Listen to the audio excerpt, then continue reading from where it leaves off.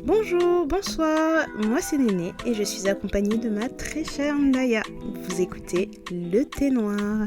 Dans cet épisode, on va parler du rapport que l'on a à nos corps. Et oui, toujours plus intime dans nos sujets. Voilà. C'est gênant. Bonne écoute.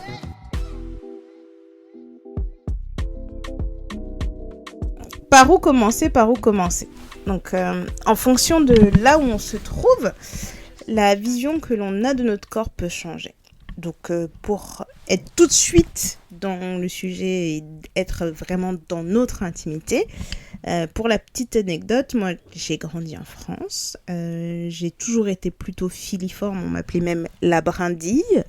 J'ai toujours eu des petites fesses, mais j'étais vraiment toute fine, quoi. Donc, pendant très longtemps, j'étais vraiment toute fine. Si je dois donner des références de taille, j'étais 32-34, quoi. Grave. Et un jour, j'ai commencé à prendre du poids, mais j'ai pris du poids et des formes beaucoup plus tard dans ma vingtaine. Et en fait, quand je grandissais, c'était un peu le goal ultime, tu vois. Il y avait Kate Moss, toutes les filles étaient un peu filiformes et machin. Et moi, j'avais l'impression de pas forcément rentrer dans les standards, parce que comme j'avais des fesses, ben, il y avait des trucs, ça passait pas, quoi. C'est ça, c'était avant la révolution, juste avant la révolution de J-Lo, Beyoncé, là. Parce que juste avant elle, c'est vrai que c'était vraiment l'apologie de la maigreur. Enfin, tu vois comment les Paris Hilton, elles s'habillaient, là, il fallait voir... Comment ça s'appelle l'os, là, que tu vois au bas du ventre, au niveau des hanches? Ah, les os du bassin. Les hip bones, là, ouais, voilà. C'était à la mode de voir ça, quoi, pour dire le niveau de maigreur qu'il fallait avoir. Exactement. Et donc, moi, quand je suis partie à Kinshasa pour mon premier voyage, je devais avoir 13-14 ans et tout le monde me disait que j'étais maigre, que je mangeais pas assez, que j'étais vraiment trop maigre. Donc, tous les matins, on m'apportait à manger, genre, mais tu vas manger. On t'apportait genre 1 kilo de Quaker, ouais. Mange du Quaker, mange, tu vas grandir. Vraiment, on me gavait comme une noix, quoi, parce qu'on me disait, non, mais il faut que tu grossisses. Bon, ça n'a pas fonctionné, puisque j'ai pris du poids bien plus tard. Je les imagine trop engueuler tes parents sur le côté et dire, mais pourquoi vous nourrissez pas l'enfant? C'est quoi, vous galérez en Europe? Mais c'est comme s'ils ne connaissaient pas mes parents, parce que j'ai vu des photos de mes parents quand ils étaient plus jeunes, enfin, ils ont jamais été... Pareil aussi, ouais. Ils étaient filiformes, quoi, donc ça faisait absolument du sens que j'ai la morphologie que j'avais à l'époque, quoi. Et quand on fait fast forward to l'année dernière où on est parti à Abidjan, donc il faut savoir que quand on est parti à Abidjan, j'ai été le plus gros, et je mets des grands guillemets, que je n'ai jamais été de toute ma vie. C'est-à-dire que je n'ai jamais atteint ce poids dans ma vie. Et voilà. Quand tu dis les guillemets, on précise, quoi. Ça veut dire que t'étais pas à Puchu, mais t'as jamais été aussi heavy, on va dire. Voilà. Exactement. Genre, le poids que je voyais sur la balance avant de partir à Abidjan, je ne l'ai jamais vu de ma vie. Mais vraiment. Ça t'a donné le vertige. Non, mais en fait, je me suis dit... Parce qu'en fait, quand je me regardais dans la glace, je voyais pas non plus trop de différence ou quoi, tu vois. Donc, je sentais que j'avais pris du poids. Mais, tu vois, je me disais, ben, allez, au pire, je rentre dans un 38, quoi. Pour moi, c'était, tu vois, je suis passée c'est une dinguerie, dans les oui. 38. Si toute ta vie, t'as toujours pris les plus petites tailles, et là, tu te dis un 38, ça fait beaucoup, tu vois. Oui. Ouais, oui, okay, voilà. Je comprends. Et en fait, quand j'arrive à Abidjan, mais j'ai jamais été autant hypée de ma life. Mais vraiment, il n'y a pas un moment où il n'y a pas quelqu'un qui te dit non, t'es grave belle, ou t'as des jolies formes, ou machin, etc., tu vois. Et donc, ça a renforcé l'idée qu'en fonction de là où t'es, ta morphologie va être plus ou moins... ta morphologie va être reçue différemment. Et ça, c'est vrai que c'est quelque chose qu'on dit souvent, tout le temps et tout. Et voilà. Et maintenant, je l'ai vécu, j'ai des fluctuations, j'ai tout ça. Et donc, dans cet épisode, on va parler un peu de toutes ces choses-là, comme on le vit aussi. Parce qu'il ne faut pas se mentir, ça a aussi un impact sur le mental. Hein. Ouais, complètement. Au-delà du fait de changer la taille de vêtements, etc., j'ai senti mon métabolisme ralentir. Et ce qui est d'autant plus choquant pour moi, c'est que je l'ai pas vu arriver, quoi, parce que la transformation, elle s'est faite vraiment tout doucement. Donc quand c'est je ça dis qui tout est doucement, intéressant, c'est pas genre en 6 mois, non, ça a mis du temps, mais petit à petit, l'oiseau a fait son nid. Exactement. Mais tu sais, ce que je trouve intéressant pour cet épisode, c'est que, ok, on va raconter nos vies, mais on va pas faire que ça quand même, n'abusons pas. Mais ce que je trouve cool, en fait, c'est que toi, t'as ton rapport au corps qui est lié au fait que t'as toujours été dans la catégorie des minces et des maigres. Et moi, j'ai toujours été dans l'autre catégorie. Donc, c'est ça qui est intéressant. Oui. Et au final, tu te rends compte que peu importe la catégorie dans laquelle t'es, tu vas toujours faire face à des complexes et tu vas toujours faire face à des remarques par rapport à ton corps, en fait, par rapport à ta morphologie. Genre, c'est ça que je trouve intéressant, c'est que tu ne peux pas y échapper, en fait. Il n'y a pas d'histoire de non, j'ai un corps parfait, j'ai la taille parfaite, genre, personne ne va m'embêter. En fait, personne ne peut y échapper. Même Beyoncé, enfin, tu vois, quand tu vois quelqu'un comme Beyoncé, je me dis, il y a des gens qui arrivent à critiquer son corps, je me dis, bon, en fait, faut arrêter de s'embêter avec ça, en fait. Il y aura toujours quelqu'un pour critiquer. Exactement. Et en fait, quand tu dis ça, ça me fait penser à une fois où on était sortis en boîte avec notre bande de copines. Et en fait, on a toutes des morphologies différentes. Et en fait, quand on est rentré dans cette boîte, on est passé devant des mecs. Et il y en a un qui avait dit, genre, et là, vraiment, il y en a pour tous les goûts aujourd'hui. Parce que vraiment, on était 5 ou 6, mais 5 ou 6 avec des styles et des corps complètement différents, tu vois. Et vraiment, c'était la brochette, t'avais la fille qui était archi grande avec les longues jambes, t'avais moi le petit modèle, enfin, il y avait vraiment tout type de morphologie, quoi. Non mais tu sais quoi, Léné, j'ai repensé à un truc une fois, je me suis tapé un fou rire toute seule, j'étais au bureau, tu sais quand t'as des souvenirs qui te reviennent de nulle part comme ça. Je sais même pas comment ça arrivait, mais j'étais au bureau, je suis en train de taper des trucs tranquille, et j'ai un flash de nous en boîte de nuit, et en fait je portais un haut... c'est une sorte de décolleté plongeant, mais tu sais, où tu fais un nœud autour de la nuque, quoi, pour tenir ton haut. Oui, j'avais un haut comme ça. Oui, voilà. J'avais un haut comme ça, et genre, je suis en train de danser, et à un moment, toi, t'arrives, et tu fais, voilà, madame. Genre, il y avait mon sein qui était sorti du haut, et t'étais en train de le ranger, genre, voilà, madame. Faites attention. Et quand je te dis, je me suis tapé un fou rire toute seule au bureau. Je me suis dit, putain, heureusement qu'elle est là, cette meuf. En fait, j'étais tellement dans les ambiances, j'avais pas vu, il y avait un bout de mon téton qui était sorti, genre, non, normal. Non, mais tu sais, c'est ça qui est bien quand on sort entre copines, c'est que on regarde pour les autres. Voilà. On essaye d'être là de la manière qu'on peut. Hein, essayer de se soutenir dans les bons, les mauvais moments. Ah, je te jure, non mais c'est trop drôle. Franchement, je pense que ça vaudrait tout un épisode, les histoires en soirée, parce que là, je repensais à d'autres trucs, mais le fou rire que je me suis tapé, genre, il fallait que je me lève parce que ça devenait gênant, en fait. Je rigolais toute seule. Oui, t'étais en train de pouffer derrière ton écran et les gens, ils ont dû se dire, mais qu'est-ce qu'elle a reçu sur Teams ? Je te jure, quel mail te fait rire comme ça ? Non, mais c'est ridicule. Franchement. Oh là là. Laisse tomber. Mais du coup, ouais, moi... mon corps, la vision que j'ai eue de mon corps, en tout cas depuis toujours, c'est que... en fait, quand je regarde les courbes depuis la naissance, hein, quand on fait les suivis des bébés à la naissance, etc., on te dit, ouais, est-ce que l'enfant il est dans la courbe moyenne, est-ce qu'il est au-dessus, est-ce qu'il est en dessous ? Et apparemment, moi, depuis la naissance, j'ai toujours été dans la courbe au-dessus ou à la limite, tu vois, à la limite haute de la moyenne, quoi. Et ce qui fait que, tu sais, même peu importe les photos que je vais regarder de mon enfance, etc., on va se demander, mais attends, t'avais 1 an ? Non, en fait, il s'avère que j'avais 6 mois, tu vois, des trucs comme ça. Et ça joue sur tellement de choses, en fait, parce que déjà, de 1, à un très jeune âge, tu deviens consciente de ton corps et de comment les gens ils le perçoivent, en fait. Et donc, il y avait des trucs, je sais qu'on en avait déjà parlé dans un autre podcast, mais il y a beaucoup plus longtemps, peut-être il y a 6 ans, où je disais que moi, la première fois qu'on m'a draguée comme si j'étais une femme, en fait, j'avais 12 ans. Mais le gars, il pensait que j'avais plus, tu vois. Oui. Et ça, c'est un truc, ça m'avait marqué parce que j'avais lu une étude, en fait, qui parlait justement de l'âge auquel les femmes noires sont hypersexualisées. Ça, c'était une étude américaine, donc bien sûr, il y a rarement des études comme ça ici en France, malheureusement. Mais en gros, la moyenne de l'âge où les femmes étaient sexualisées, enfin, les filles étaient sexualisées, c'était 11 ans. Et ça m'avait vraiment choquée, en fait, mais en même temps, tu sais, je sais pas comment dire, mais c'est comme si ça m'avait apporté un peu d'apaisement. De me dire que, ok, c'est pas juste le monde entier qui est fou, il y a vraiment un truc, je sais pas comment l'expliquer, mais ça m'a pas rassurée, mais je me suis dit, ok, je suis pas seule. Je suis pas seule, en fait. Oui. Parce que j'oublierai jamais, en fait, ce jour, ça m'avait vraiment marqué où moi, tu vois, je suis en train de me promener avec ma mère et ma sœur. Et en fait, il a juste fallu d'un moment où ma mère, elle est dans un magasin et elle me dit, ouais, tu peux aller dans l'autre, on se rejoint après. J'ai marché 30 secondes toute seule et puis il y a 2 gars qui arrivent. Hey, ça va? Tu dis quoi?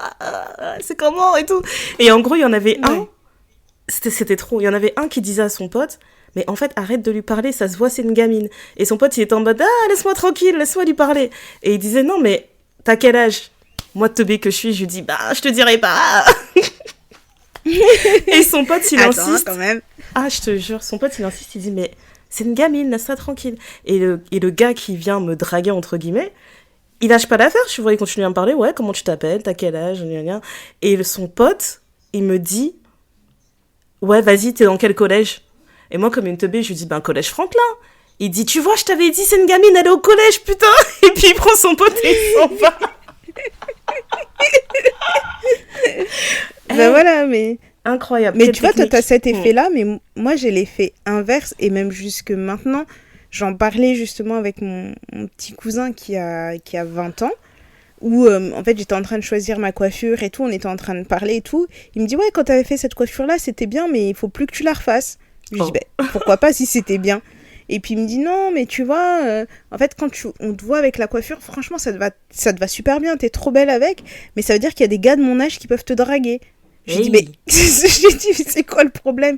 Il dit, non, mais quand tu fais cette coiffure-là, t'as l'air tellement jeune qu'il dit, il faut pas croire et tout, les gars de mon âge, ils ont de l'audace et tout, donc ils pourraient venir te voir et te draguer. J'ai dit, mais même s'ils me draguent, en fait, je suis pas obligée de répondre. Le petit garçon, il veut te protéger. Oh, comme c'est mignon. Tu sais, là, il sort de l'adolescence, un jeune adulte, donc grave. Il aime pas quand je dis ça, mais bon. Mais bon, voilà, tu vois, moi, jusqu'à présent, j'ai le problème inverse où on me donne beaucoup moins que l'âge que j'ai. C'est vrai. Combien de fois on s'est retrouvés dans des situations où tu parles avec quelqu'un et la personne, elle te coupe, genre, mais t'as quel âge, toi? Excusez-moi, on a un problème. Excusez-moi, je ne savais pas, enfin, je sais pas. Et à un moment donné, je me promenais avec mon âge écrit sur le front, tu vois, je vais me le faire tatouer, comme ça, les gens, ils vont se dire, au fait, donc c'est vraiment ton âge, ça? Ouais, c'est vraiment mon âge, quoi. Je te jure.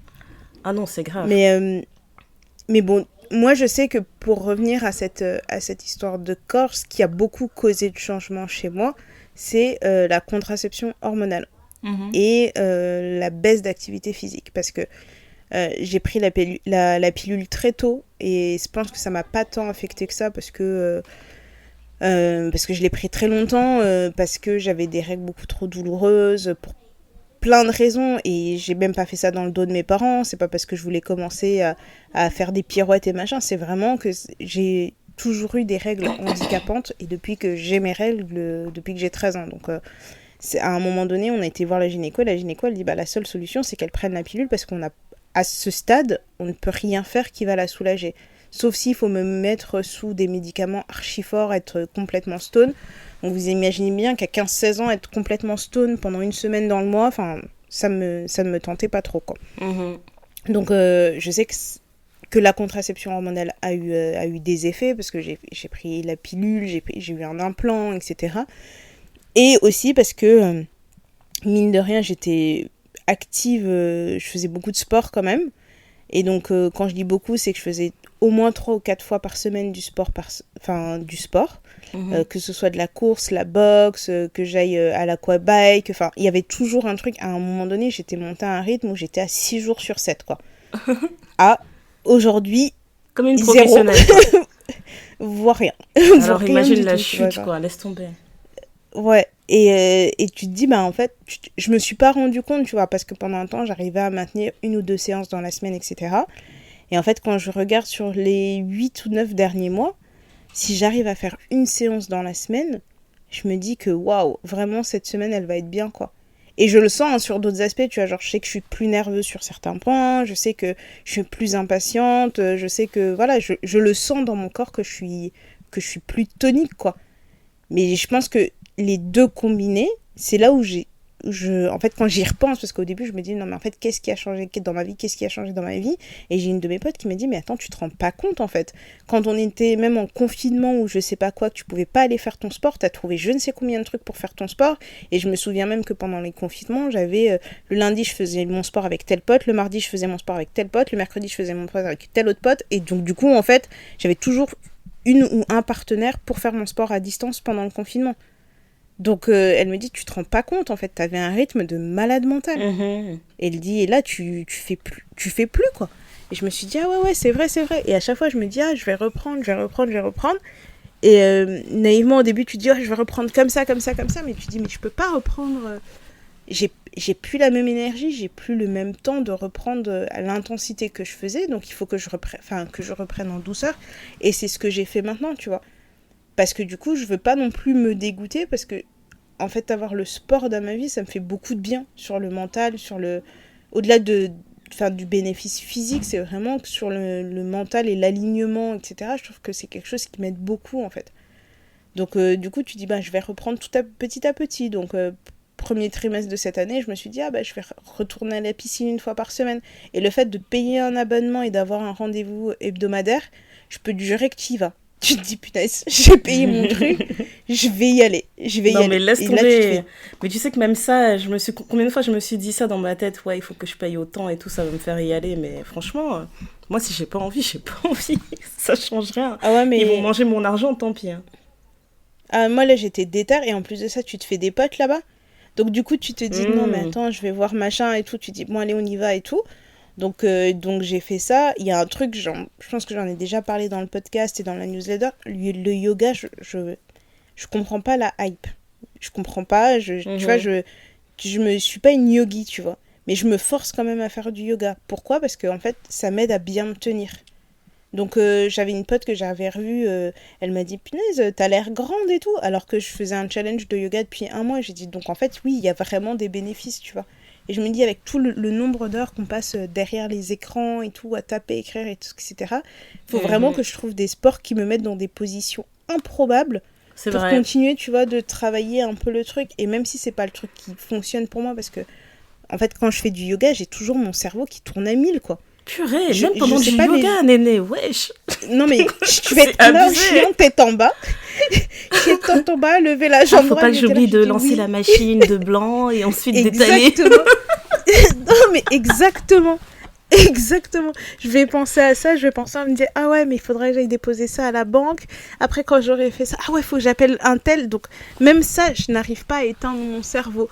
J'arrive à le ralentir, mais à l'éteindre complet, j'y arrive pas. Peu importe ce que tu fais. Peu importe. T'as trouvé un truc qui est éteint complètement ou pas ? Alcool. Mais c'est grave.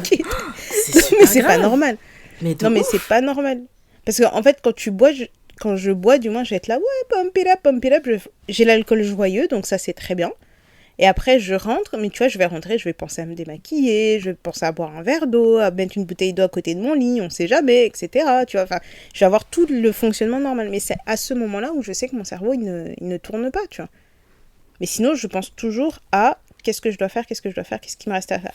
Non, mais je ricane, mais c'est pas bien, néné, c'est pas normal. Oui, bon, j'y travaille. C'est pas sain. Écoutez, on va changer cet épisode. Cet épisode va se transformer en thérapie parce que je comprends pas, néné. Allons au bout des choses. Creusons jusqu'à la source. Pourquoi, néné, ton cerveau, il s'éteint pas ? C'est pas normal. Parce que je suis hyperactive, tout simplement. Mon cerveau est en hyperactivité. Mais c'est dingue. Pardon. Franchement. Okay. Je reviens sur les rails. Voilà, merci. Okay. En tout cas, moi, ce qui a causé des changements pour ma part, bon, déjà, je dirais que en termes de génétique, dans ma famille, on est très peu, vraiment très peu à avoir des morphologies filiformes et tout, et petites, quoi. Déjà de 1, ça c'est sûr. Et ensuite, moi, j'ai eu ma puberté qui a commencé très, très, très tôt. Donc, à partir de mes 10 ans... c'était foutu pour moi, quoi. Je commençais à avoir les hanches, la poitrine qui poussait. Je me rappelle qu'à partir de 12 ans, j'avais des vergetures qui étaient vraiment... tu sais, les vergetures creuses qui deviennent très sombres, là, très hyper pigmentées. Faut savoir que moi, j'ai le teint littéralement jaune. C'est ça mon teint, il est jaune, mais j'avais des vergetures, elles étaient grave dark. T'es moutarde. Moutarde, ouais. Moutarde, ça me plaît, je dirais ça, ouais. Une sorte de moutarde Dijon, t'as vu? Ouais. Donc imagine des vergetures genre noir Naomi Campbell sur un teint moutarde. J'avais ça sur les hanches des deux côtés, mais c'était abusé. Ça me faisait trop complexer. Et ça montrait vraiment, en fait, là où j'avais pris, tu vois. Donc, c'était surtout là. Ce qui fait qu'à 12 ans, les trucs que je portais, c'était pas des trucs de mon âge, en fait. Je sais qu'à 12 ans, normalement, tu continues à t'habiller chez Tape à l'œil, etc., tu vois. Je sais pas si cette marque, elle existe encore, d'ailleurs. Mais moi, à 12 ans, c'était fini. J'étais passée aux habits des adultes, quoi. Il y avait rien il y avait rien dans quoi je rentrais ou quoi que ce soit. Et il y a aussi un truc qui a commencé autour de mes 12 ans, c'est que quand je faisais mes visites avec le médecin traitant, etc., des visites de routine, je me rappelle que j'avais 12 ans et qu'on me pèse et que le médecin, il me tape sur le ventre et il me dit « Attention avec la nourriture, hein, faut commencer à faire attention et tout. » Oh là. Et ça m'avait trop marqué parce que tu sais, tu fais une visite quand t'es enfant, t'es avec ta mère et tout dans la pièce, quoi. Donc c'est vraiment... Bien sûr. T'es encore une gamine, quoi. Mais il m'a tapé le ventre, genre, ouais, doucement la nourriture quand même. Et puis il regarde ma mère, genre, ouais, faites doucement et tout avec ce que lui donnait. Ok, elle est en croissance, mais doucement, quoi. Ça commence à faire beaucoup. Et si je me rappelle bien, à 12 ans, j'avais passé la barre des 50 kilos. Et je me rappelle que jusqu'à la fin de mon collège, il y avait des gens qui savaient même pas c'était quoi 50 kilos. Il y avait des gens qui frôlaient les 40, tu vois. Donc tout ça, en fait, ça te crée des complexes là où il n'y a pas forcément besoin d'en avoir, parce qu'à aucun moment on m'a dit que j'étais... En fait, je me rappelle que le médecin m'avait dit ça, mais à aucun moment il a dit qu'il y avait un problème de santé, tu vois. En fait, c'est ça la nuance qui me manquait, c'est que j'aurais aimé qu'on explique que, écoute, t'es dans la moyenne haute, fin, donc il faut faire attention, ok, mais t'es dans la moyenne haute, genre, tout va bien chez toi. Oui. Alors que non, en fait, et à cet âge-là, tu passes ton temps à te comparer tout le temps. Et moi, ce que je voyais, c'est que ma silhouette, elle ressemblait plus à celle d'une meuf de 16 ans qu'aux camarades avec qui j'étais. Donc, en somme, dans ma tête, c'était juste, mais en fait, t'es grosse, ça va pas. Genre, t'es trop grosse, ça va pas du tout. T'as 12 ans, c'est trop, quoi. Et donc, il y avait ça. Le fait que j'ai une relation très très particulière aussi avec la nourriture, mais bon, je pense pas que ça ait commencé à cet âge-là, mais je dirais qu'en tout cas, à l'âge adulte, ce qui a causé des changements physiques, c'est les prescriptions que j'avais. J'ai eu des prescriptions pour la dépression, et après j'en ai parlé dans un autre épisode, mais en gros j'avais testé un médicament qui marchait très bien pour supprimer des sentiments dépressifs. Par contre, ça avait décuplé mon appétit. Donc en un mois, j'ai pris ce médicament, en un mois, j'ai pris près de 10 kilos. Et ces 10 kilos-là, j'ai galéré à les perdre. Mais quand j'ai galéré à les perdre, j'ai toujours pas fini. J'ai vraiment souffert pour les perdre. Et en plus de ça, je trouve que, comme tu disais toi aussi, je suis devenue très sédentaire. Déjà, j'ai jamais été quelqu'un qui aimait particulièrement le sport, à moins d'y trouver un autre bénéfice derrière, une autre satisfaction. Et c'est pour ça que j'aimais beaucoup le yoga, parce que ça m'apprenait d'autres choses. En fait, je le voyais vraiment comme un style de vie et pas juste une discipline. Mais même pour ça, en fait, j'ai perdu... on va dire que j'ai perdu, il n'y a plus l'étincelle, là, il n'y a plus la flamme que j'avais pour cette discipline. Je ne sais pas pourquoi, hein. Peut-être que ça reviendra un jour. Le yoga, ça me réussissait plus. Pendant un temps, j'ai repris j'ai commencé le vinyasa, parce que j'avais parlé avec Keke et elle me disait peut-être qu'en fait t'as du mal avec le yoga parce que ça te challenge plus. Et du coup, il faudrait que tu passes à une technique un peu plus complexe. Et donc, elle m'avait conseillé de tester le vinyasa, que j'ai testé, que j'ai beaucoup aimé pendant un temps, et au final, j'ai délaissé aussi. Donc, de toute façon, ça n'a jamais été un grand amour, en fait, de faire du sport, d'avoir des activités physiques pour moi. Le seul truc que je peux faire pendant des heures sans me plaindre, c'est marcher. Ça, c'est pas un problème. Donc, au moins, j'essaie d'intégrer ça. Et en même temps, je me dis, j'ai envie d'avoir une bonne hygiène de vie, mais je me dis, c'est tellement... En fait, pour moi, c'est vraiment l'arnaque du siècle, de se dire qu'on est conscient de toutes les manières possibles d'avoir une bonne hygiène de vie. On est conscient de toutes les manières possibles et imaginables de comment on s'empoisonne. Mais on n'arrive pas à en sortir parce que le train de vie, il est intenable. Tu sais, c'est comme les gens, les traders qui prennent de la coke. Je suis sûre qu'il y a un trader, un jour, il s'est dit « Non, moi, je prendrai pas de coke et tout. » Et à un moment donné, tu te dis « Oui, mais en fait, la vie qu'on mène, le métier qu'on fait, genre, c'est intenable, les gars. On est obligé de prendre de la coke. » Et moi, je le vois vraiment comme ça, en fait, mon hygiène de vie. Je me dis « Mais on nous demande d'avoir une vie corporate, on nous demande d'avoir une vie sociale, on nous demande d'avoir... » Enfin, on a un point où avoir un job, ça ne suffit pas. Il faut avoir des side hustles parce que sinon, tu t'en sors pas. J'arrive pas à voir comment je vais caler tout ça dans ma vie, en fait.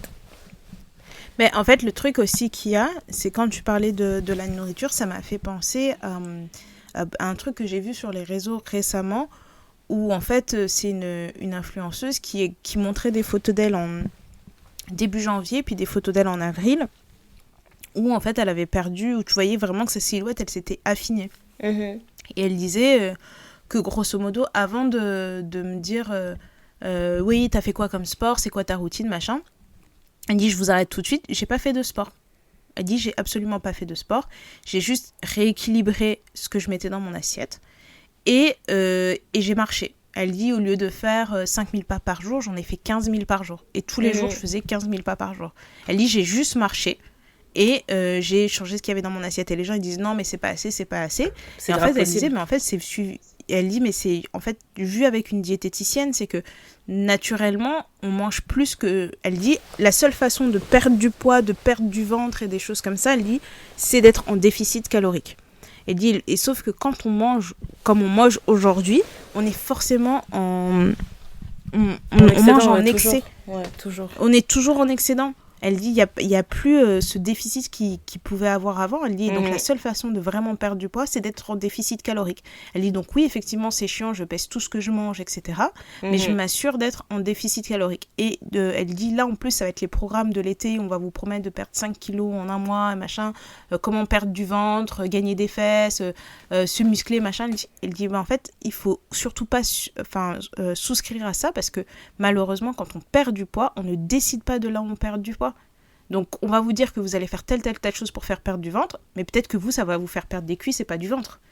Donc, il y a toutes ces choses, là. Et j'avais lu aussi un article qui disait pourquoi les femmes avaient un peu plus de gras que les hommes sur le ventre et que c'était plus difficile aussi pour elles de perdre le gras du ventre. C'est que c'est aussi une couche de protection pour leurs organes, etc. Enfin, il y a beaucoup de choses, en fait, aujourd'hui, qu'on va mettre sur le fait de « Oh, c'est mal, tu dois pas faire ci, tu dois pas avoir ça, ton corps doit ressembler ci, ton corps alors que la nature est bien faite, en fait, et qu'il y a une raison pour ça. » Voilà. La nature est vraiment, vraiment bien faite par rapport à ça, tu vois. Donc, je comprends que c'est l'arnaque du siècle, parce que oui, ça l'est, hein, de devoir faire du sport, avoir des amis, avoir une vie sociale, travailler, machin, etc. Je pense qu'il faut juste, chacun, essayer de trouver le temps quand c'est possible, tu vois. Parce que tu dis que toi, t'as jamais vraiment aimé faire du sport. Moi non plus, j'étais pas du tout une grande sportive. Quand j'ai commencé à courir, mes frères, ils m'ont regardé, ils m'ont fait genre, tu cours. Et ils me voyaient, hein, tous les matins, je prenais mes affaires, j'allais courir, ils me faisaient genre, tu vas aller courir, tu vois. Et un jour, je suis partie courir avec un de mes frères parce que pour lui, c'était la reprise parce qu'il faisait du foot. Et donc, c'était sa saison de reprise. Et ses entraîneurs lui avaient dit, bah là, il faut que tu ailles courir. Donc, un jour, on est partis courir ensemble. Et en fait, quand on est arrivé à la maison, il a dit aux autres, il dit, mais en fait, elle court pour de vrai. Et je dis, mais tu croyais alors que là, vraiment, je peux pas les voir. Alors là, ça m'énerve quand ils font ça. Et de quoi je me mêle, je te l'ai dit depuis. Non, mais tu quoi. Mais en fait, pour eux, je suis juste leur sœur, en fait. Non, mais laisse donc, je pense que ah ouais, elle court. Non, mais je suis un être humain, frère. Qu'est-ce que tu me racontes? Non, mais en fait, ils croyaient que peut-être que je partais pendant 1 heure, que je me posais quelque part et que je revenais genre, oh là là, j'ai couru. Mais non, en fait, il m'a vu, il a fait le tour avec moi, il me dit non, mais... Et en plus, j'ai tenu sa cadence, tu vois. Ouais. Parce qu'en fait, lui, il courait avec des cadences et tout, et quand ils sont en reprise, c'est, tu vas faire 500 mètres, ou tu vas faire telle vitesse, ensuite tu vas faire telle vitesse, bref. J'ai vraiment tenu sa cadence, quoi. Donc, il était là, il dit non, mais en fait, elle court vraiment, tu vois. Donc, il y a des moments, j'étais un peu à la traîne, parce que, voilà, j'ai pas son niveau, enfin, moi, je faisais pas du sport à ce niveau-là. Mais, tu vois, il a compris que c'était pour de vrai, tu vois. Après, j'ai toujours grandi à la... Non, mais je t'écoute, pardon. Je râlais comme une vieille, là, comme ça. Et vas-y. Vas-y. Après, j'ai toujours grandi à la campagne, donc... tu vois, à côté de chez nous, il y avait une forêt. Enfin, on était souvent dehors. Et c'est aussi un truc que je remarque moins chez les enfants, c'est que nous, on a grandi dehors. Donc même sans être sportif, le fait qu'on est là dans la rue dans laquelle on est grandi, il y avait beaucoup d'enfants, on se connaissait plus ou moins les uns les autres, ce qui faisait que l'été, tu avais dans la rue des grands tournois. On a eu la chance de ne pas être dans une rue où il y avait beaucoup de passages. Donc, tu avais des concours, des matchs de foot, on organisait des excursions dans la forêt, on faisait du roller, on faisait du skate et de machin. Donc, ça aussi, ça te permet, tu vois, d'être assez active, quoi. Et donc, dans tout ce que je fais aujourd'hui, je me dis, ok, en fait, j'ai le temps de passer 1 heure sur Instagram. Ben, au lieu de passer 1 heure sur Instagram, je vais peut-être faire juste une demi-heure et pendant une demi-heure, je vais me caler un yoga. Mais je vais le faire en râlant. Hein. Ouais, je vais me dire, putain, ça me fait chier. Je vais être en train de râler, je vais être là, ouais, ça me saoule, machin, etc. À un moment donné, ce qui m'avait beaucoup aidé, parce que je le sentais aussi, parce que je me sentais trop nerveuse, etc. Je me disais, mais le soir, je rentre, je mange et tout, je fais mes trucs et tout. Mais parfois, je me pose devant une série. Je vais regarder un épisode de Grey's Anatomy, tu vois. Donc, bah, ce que je faisais, c'est que je mettais mon épisode de Grey's Anatomy, je sortais mon vélo et je faisais mon vélo à l'intérieur. Et parce que du coup, t'es là, tu regardes ton épisode tranquille, tu fais ton vélo, plutôt que d'être juste posé sur le canapé, tu vois. Il y a des moments, j'ai l'impression que j'ai pas le choix que de multitask. Parce que tu dis, si je fais juste une chose à la fois, je ne m'en sors pas. Tu vois, on en rigolait tout à l'heure. Genre, tu dis, je fais mon yoga, je pense à ma machine. Bah ouais, en fait, je vais lancer ma machine pendant que je fais mon yoga. Comme ça, quand je termine mon yoga, je prends mes affaires dans ma machine. Hop, ça sèche, je vais à la douche. Moi, j'en peux plus de cette vie. Oh my God, oui, mais je crois que c'est ça la vie d'adulte.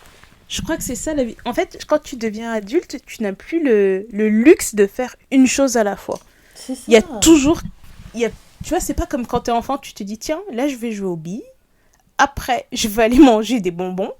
Après, je vais aller dessiner. Mais non, quand t'es adulte, tu dis, en fait, il faut que je fasse mes courses, il faut que je peux mettre le dîner en route. Après, il faut que je fasse les devoirs des enfants. Il faut que je pense au repassage. Tu vois, t'as plus le luxe de faire une seule chose, quoi.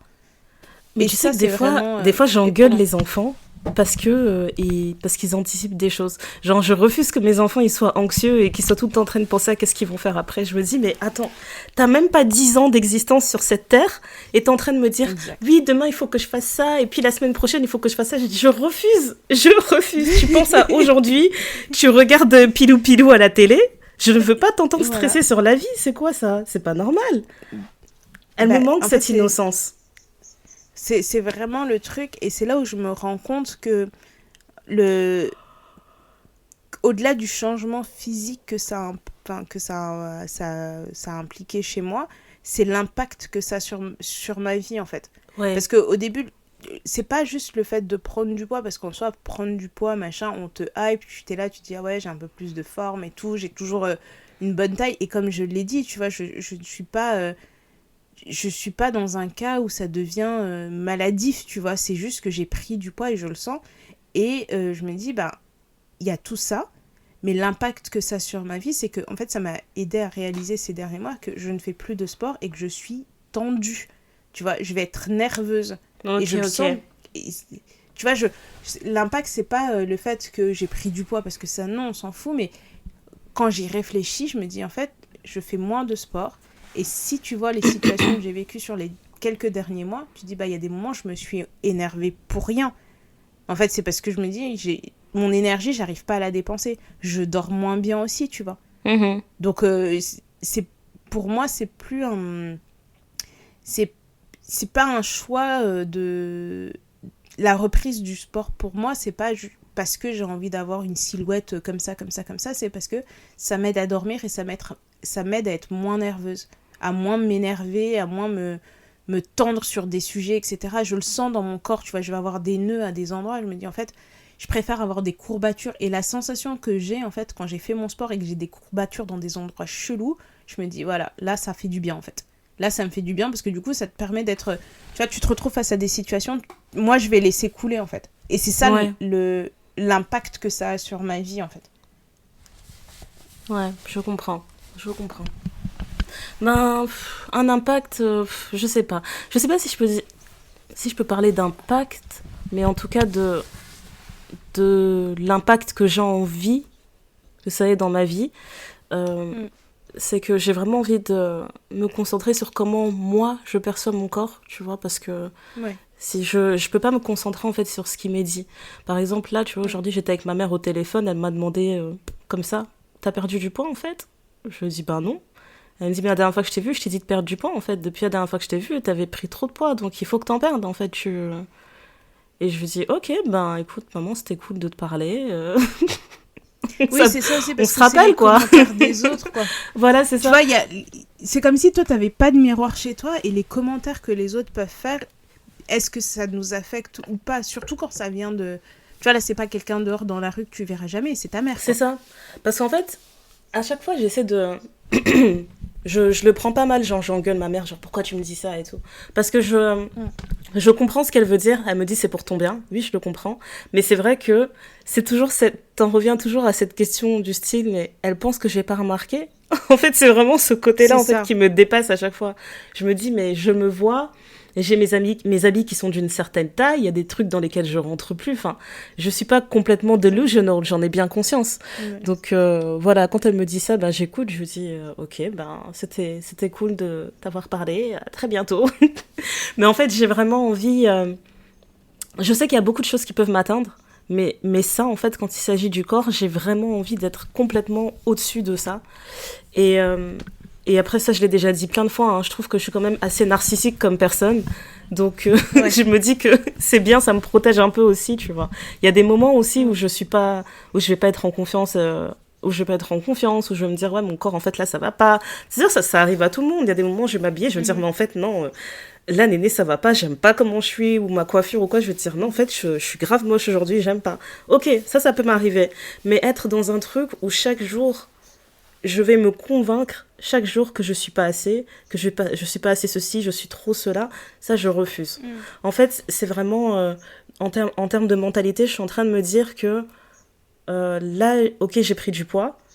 Si ça me dérange vraiment, si ça m'empêche d'être à l'aise dans mon corps, si ça m'empêche d'être comment dire, si ça m'empêche d'être en confiance et d'être tu vois, d'être bien dans ma tête, là, il faut que je mette quelque chose en place pour que ça change. C'est aussi simple que ça.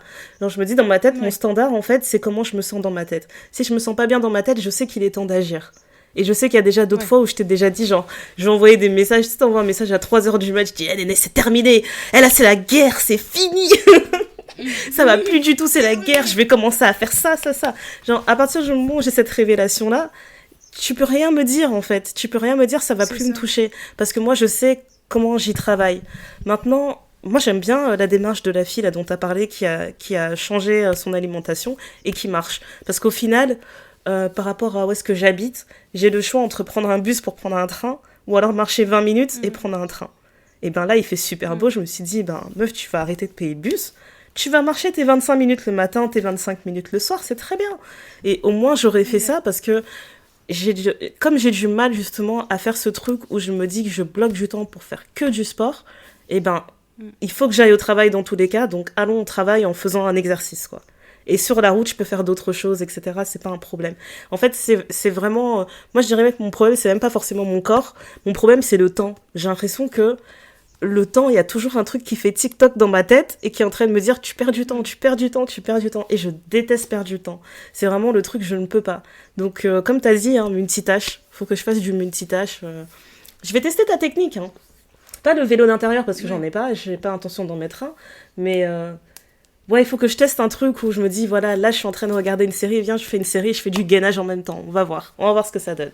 En tout cas, ça, c'est intéressant. C'est ça. Parce que le truc, c'est quoi? C'est même le truc de marcher. Même moi, je me dis, bon, tu vois, quand je suis au boulot et que je me dis, là, je vais aller prendre le métro à tel endroit pour rentrer à la maison, tu te dis, en fait, là, il commence à faire beau, comme tu as dit. Il fait beau, je vais faire mes 45 minutes de marche plutôt que de prendre le métro. Ouais. Et tu te dis, voilà, tu te balades un petit peu, tu marches un peu, tu prends l'air, etc. Parce que, en fait, marcher pour marcher, moi, ça n'a pas d'intérêt, en fait. Même courir pour courir, pour moi, j'avais pas d'intérêt. J'avais un objectif dans ma tête, c'était il faut que je fasse 5 km en moins de 30 minutes. C'était ça mon objectif. Quand j'ai commencé à courir, c'est que je m'étais dit, ok, là, je vais me faire mes 5 km en moins de 30 minutes. Après, c'était, il faut que je fasse 10 km en 1 heure. Et c'était juste pour moi, en fait. C'était juste moi parce que j'avais un objectif. Parce que courir pour courir, pour moi, ça n'avait absolument aucun intérêt. J'en avais rien à faire, en fait. Et à un moment donné, tu vois, parce que le truc aussi, c'est que comme je voyage pas mal, et ben quand tu as une routine sportive, et ben il faut que je trouve des choses que je peux faire même en étant en déplacement. Donc tu dis bon bah aller à un cours de boxe, etc. Enfin, j'adore faire de la boxe, mais ça fonctionne bien quand je suis à Paris. Quand je suis en dehors de Paris, tu vas dans un village au fin fond de l'Italie, ben, où est-ce que tu vas trouver un cours de boxe ? Ça demande une logistique. Exactement. Par contre, tu vas trouver de quoi faire de la randonnée. Hein. Marcher toute la journée, ça tu vas trouver. Voilà. Bah voilà, tu vois. Ou alors, tu vois, j'ai acheté une corde à sauter, mais qui n'est pas... t'as pas le fil, en fait. T'as des poids au bout de chaque poignet, ce qui fait que tu fais de la corde à sauter sans avoir le bruit. Donc, tu es en train de sauter. Tu dis, bah, ça, c'est quelque chose que je peux faire et qui m'aide pour mon cardio, tu vois. Et ça, pareil, c'est quelque chose que tu peux faire en regardant la télé. Tu fais 5 minutes de corde à sauter, 5 minutes de mur, 5 minutes de corde à sauter, 5 minutes de mur. Enfin, et en fait, c'est tout le truc que j'ai fait sur ces dernières années, c'est de me dire, bah voilà, quand je suis sédentaire, je suis dans ma ville, je peux faire telle routine. Mais quand je ne suis pas dans ma ville, qu'est-ce que je fais pour intégrer ma routine quand je suis en déplacement, en voyage ? Et en général, c'est ça, c'est où tu vas... oui, parce que je me dis, finalement, c'est réfléchi à tout, mais tu sais, c'est assez facile.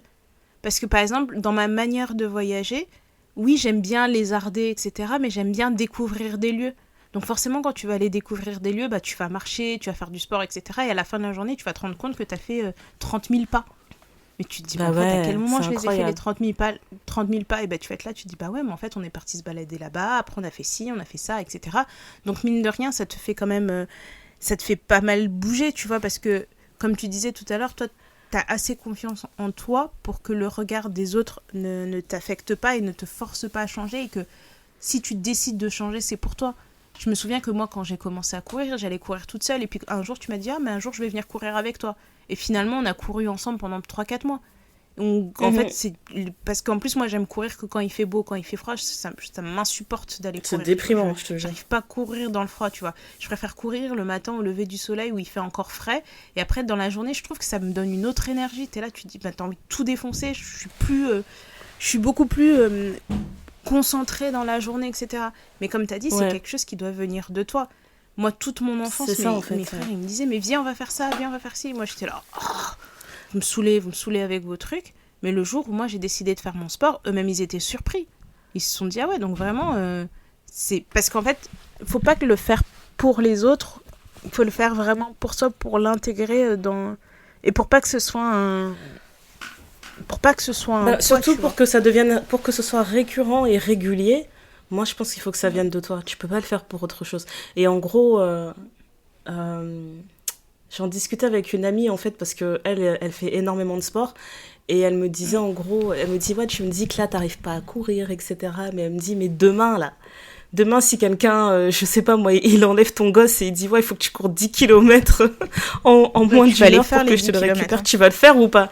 Je lui ai dit bah oui, je vais les faire, mais est-ce que cette personne, elle peut enlever mon gosse 3 jours par semaine pour que je m'y tienne ? Tu vois ? Je lui ai dit arrête quoi, t'es extrême, meuf. Ouais. Il y a plusieurs choses, tu vois. Parce que après, il y a aussi le... En fait, tout dépend du regard que tu poses sur toi. Parce que tu peux avoir des changements et accepter le changement et te dire, bon bah voilà, c'est moi maintenant et ça me va. Et puis tu as aussi le moment où tu te dis, ça c'est moi maintenant, mais c'est pas exactement ce que j'ai envie d'être. Et donc, qu'est-ce que je fais pour changer ça, tu vois ? Parce qu'on parle de tout ce qu'il y a dans l'alimentation, l'assiette. Je me souviens de la vidéo de la nana qui calculait le nombre de calories qu'il y avait dans les bananes plantains. Et tout le monde m'est tombé dessus, genre, mais qui t'a demandé d'aller calculer ? On t'a dit, on veut pas savoir, et notre cœur reste fermé. Laisse-nous tranquille. C'est exactement. Franchement, qui t'a envoyé ? Parce que mine de rien... Non, parce que même moi, quand j'étais à mon régime le plus strict, je mangeais quand même une chikwang entière avec mon fumbo, hein, j'en avais rien à faire. Régime ou pas régime, mais vous êtes fous, quoi. Moi... Je compte les calories sur tout, mais dès que ça arrive à la cuisine de chez moi, tiens, les yeux se ferment. Non mais c'est ça, et en plus de ça, en fait, moi-même quand je me disais je vais faire attention à ce que je mets dans mon assiette, etc., je regardais ma mère préparer nos plats, comment nous on préparait nos plats, mais c'est quand même assez sain, hein, parce que à part ici quand on est en France ou en Europe, quoi, parce que les trucs sont importés, mais en fait tout est bio, quoi. C'est vraiment genre de la terre à l'assiette. Donc je voyais tout, quand on nous parlait de l'huile de palme, les machins, j'ai dit mais nous on tartine pas des choses d'huile. Alors oui, t'as les beignets, t'as tout ce qui est un peu frit, etc. Les beignets, les bananes plantains frits et tout. Oui, ça c'est plein de gras, tu vois. Mais à côté de ça, t'as tous les produits qui sont préparés, genre tous les jours, que des légumes. Voilà. C'est ça, quand tu regardes ce qu'on mangeait à la maison, ce que nos mamans préparaient et tout, c'était pas des bananes plantains frites tous les jours. Il y avait pas de la friture tout le temps. Exactement. Et puis même moi, quand je vais au pays, tu vois, enfin, je mange pas de la viande tout le temps, je mange pas du poisson tout le temps. Enfin, mon alimentation est plutôt végétarienne, mais même sans le vouloir, quoi, parce que t'es là, tu te dis, ben ouais, en fait, les choses me conviennent telles quelles, quoi, aux caisses, tu vois, donc je peux faire 2-3 jours sans manger de viande et je me sens pas plus mal. Et c'est là aussi où j'ai eu le déclic, tu vois. C'est qu'à un moment donné, pour des raisons personnelles, j'avais arrêté de manger de la viande. Et pour quelqu'un comme moi qui aime la viande, c'était vraiment compliqué de plus manger de viande. Et je me suis quand j'ai réussi à passer cette étape-là, je me suis dit, mais en fait, bah oui, parce que finalement, à part si je vais par exemple dans un resto ou quoi qu'est-ce, où là je vais vraiment me faire plaisir pour manger une bonne viande, mais à la maison, je peux en faire, mais si j'en fais, ça sera plutôt du poulet, des trucs comme ça, mais j'ai plus cette tendance que j'avais de manger de la viande à chaque repas, quoi. Où je me disais, en fait, pour avoir un bon repas, il faut que j'ai de la viande. Il faut que j'ai de la viande, il faut que j'ai du poisson. Je peux faire des semaines sans manger un morceau de viande, sans manger du poisson. Je peux faire des semaines entières en étant végétarienne. Et je me dis, voilà. Et maintenant, mon corps, il me le dit aussi, parce que c'est ça, mon corps change. Mais il m'envoie des signaux qu'il ne m'envoyait pas avant, tu vois. Il y a des moments, je vais sentir que j'ai pas mangé assez de légumes. Et là, je vais dire, non, je vais manger des légumes. Là, je sens que mon corps, il a besoin de manger des légumes, tu vois. Le seul truc qui m'envoie pas comme signal, c'est boire de l'eau. J'ai jamais soif. Alors donc, ça, je suis obligée de voir une bouteille d'eau. Ouais, c'est trop bizarre. Moi, c'est tout le contraire, c'est ça qui m'énerve. J'ai tout le temps soif. C'est insupportable. Peu importe l'heure, j'ai toujours l'impression que je suis déshydratée. Et j'ai beau boire, mais il n'y a même pas cette sensation instantanée d'être un peu réhydratée, quoi. C'est abusé. Mais revenons à la nourriture, parce que pour moi, c'est un point très important. Il y a un truc, je pensais beaucoup à ça, en fait, au fait que j'ai du mal avec les idées de faire des régimes, etc. Parce qu'en fait, je suis vraiment en mode épicurienne, moi, à cet âge de ma vie, à cette période de ma vie. Je me dis, attends, je peux me permettre de me faire des restos sympas, je peux me permettre de me préparer des trucs bien et tout dans ma cuisine. Enfin, j'ai vraiment envie d'explorer, j'ai envie de faire des trucs cool pour mes papilles, quoi. Maintenant, c'est vrai que il faut se rappeler que la nourriture, c'est pas fait juste pour apprécier le goût, c'est fait pour nous nourrir. C'est fait pour nous nourrir quand on a faim. Et c'est plein de petites choses comme ça où je me disais, à défaut d'aller faire un régime où je vais commencer à compter mes trucs, parce que ça aussi, c'est autre chose. Moi, dès qu'on me parle de compter et peser ma nourriture, mais limite, ça me fait faire une crise d'anxiété. Hein. Mais je te jure, je sais pas comment l'expliquer, mais en fait, je trouve ça tellement dommage d'enlever le plaisir de manger en commençant à prendre une balance et à faire... Je sais pas comment l'expliquer, mais moi, dès qu'on parle de ça, vous m'avez perdu, c'est mort. En fait, j'étais en train de réfléchir au rapport que j'ai à la nourriture, et je me disais, en fait, c'est vraiment une question de mentalité. En fait, il faut vraiment que je change ma perception de la nourriture. Un truc tout bête, j'avais lu... je pense que j'avais vu un TikTok d'une nutritionniste, en gros, qui expliquait, voilà, t'as fini de manger, et t'as fini de manger, t'as mangé un bon repas, et maintenant t'es en train de te dire, ouais, j'ai envie d'un truc sucré, j'ai envie de me chercher un dessert, etc. Et elle dit, et en fait, non, en fait, t'as juste besoin d'aller marcher. Alors, t'as fini de manger, et la satiété, tu vas pas la ressentir tout de suite, mais si tu fais une petite marche de 10 minutes, dans 10 minutes, tu vas même oublier que t'avais envie de grignoter un truc, c'est fini, t'auras envoyé le message de satiété à ton corps, il aura fait le taf, il sera en mode, c'est bon, on rentre dans la digestion, on n'a plus faim. Et tu vois, toutes ces petites choses, je me dis, par exemple, quand je suis à la maison, je vais manger, je vais pas spécialement sortir, mais je me rappelle de ce genre de message en me disant, est-ce que j'ai vraiment envie d'un dessert parce que j'ai encore faim, ou c'est juste, tu vois, je me pose ces questions-là. Une chose toute bête, on est tellement habitué à prendre petit-déj, repas du midi, accessoirement un goûter et un dîner, des fois tu te demandes même, là j'ai mangé aujourd'hui, mais est-ce que j'ai eu faim à un moment donné ? Je sais pas, tu vois. Je pense à toutes ces choses-là, je me dis, en fait, j'ai vraiment envie d'être beaucoup plus à l'écoute de mon corps, parce que je trouve que je l'ai vraiment négligé dernièrement, parce que après il y a d'autres choses, mais en fait jusqu'ici moi mes changements en morphologie me dérangeaient pas, mais là récemment j'ai appris que j'avais j'avais le niveau de mon cholestérol qui était trop élevé, et ça m'a vraiment fait peur en fait, parce que je me suis dit, c'est pas parce que j'aime mener j'aime manger des choses qui me plaisent, etc., que je vais commencer à dénigrer ma santé, en fait. C'est pas possible. Ouais. C'est pas possible. Donc là, je me suis dit, il faut vraiment que je réfléchisse, en fait, à la manière dont je me nourris, à la manière dont... Parfois, j'inflige des tortures à mon corps. Et je sais qu'en disant ça, d'autres vont penser que c'est extrême. Mais juste le fait, tu sais, d'avoir le ventre plein et continuer à manger. En fait, c'est littéralement une torture que tu infliges à ton corps. Parce que tu sens ton estomac qui est tendu. Mais tu te dis, non, j'ajoute encore parce que c'est trop bon. Non, mais tu sais, donc je me dis, toutes ces choses-là, en fait, je peux plus les faire. Mais toi qui n'aimes pas peser tes aliments, j'ai vu sur... est-ce que c'était sur Etsy ou un autre site où en fait ils vendent des assiettes de portions en fait. Oui. Où en fait j'aurais dit 10 fois en fait en 3 secondes. Des assiettes de portions où grosso modo tu vois ce que tu dois mettre en féculents, ce que tu mets en légumes et ce que tu mets en viande. Et ça peut t'aider pour justement faire tes portions. Pour éviter de peser tes aliments, tu vois, sans avoir la sensation de, tu vois. Après, quand tu dis le sentiment de satiété, etc., moi, je suis en jeûne intermittent, mais ça fait des années que je fais du jeûne intermittent. Pas parce que c'est devenu à la mode ou quoi que ce soit, c'est parce que j'ai pas faim le matin. Et je me souviens qu'à un moment donné, quand j'avais vraiment repris... J'avais vraiment repris le sport intensément et que j'avais l'impression que les résultats n'étaient pas ceux escomptés ou que tu vois, je voulais vraiment faire une étude globale. Donc, j'étais partie voir mon généraliste où j'avais fait un bilan pour m'assurer que tout allait bien, etc. Et j'étais partie voir une diététicienne parce que on m'avait tellement dit « Mais tu peux pas faire autant de sport. » En plus, je faisais mon sport à jeun le matin. Mais tu peux pas faire ton sport comme ça, c'est pas possible, machin, etc. Je suis partie voir une diététicienne qui m'avait dit écoutez, si ça vous va, faut pas forcément manger parce qu'on vous dit de manger, parce que votre corps ne réclame pas. Donc, ce qu'elle m'avait dit, c'est qu'on avait fait une journée type chez moi. J'ai dit, moi, le matin, je me réveille, je fais mon sport, ou si je fais pas mon sport, je vais travailler, peu importe. Je vais manger vers peut-être 12h30, 13h, et ça sera mon premier repas de la journée. Je lui dis, par contre, vers 16h, 16h30, j'aurais envie de prendre un petit goûter. Et je lui dis, un petit goûter, c'est un petit goûter sucré, tu vois, j'ai besoin d'avoir un petit truc sucré. Et après, le soir, ça m'arrive de pas manger, parce qu'en fait, à partir d'une certaine âge, j'ai pas faim. Et elle me dit, ah d'accord, et tout. Donc, elle avait étudié le truc, machin, elle m'avait dit, écoutez, moi, le seul truc qui me dérange, c'est que le soir, vous mangiez pas. Elle dit, il faut juste que vous ayez un apport calorique assez important.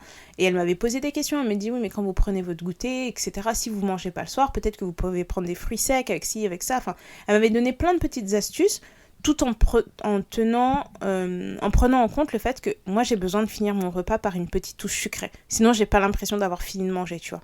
Et donc, elle me dit, vous commencez par vos crudités, vous mangez votre plat, vous machin. Et si vous avez envie d'une petite touche sucrée, si vous aimez pas forcément les fruits après le repas, etc., vous prenez un petit yaourt. Comme ça, vous avez votre petite touche sucrée, vous prenez une compote ou un truc comme ça et ça vous permet de couper votre truc. J'ai dit, ah ok. Et elle dit, et pour le goûter, là, vous mangez vos fruits. Vos vrais fruits. Elle dit, comme ça, vous avez la petite touche sucrée.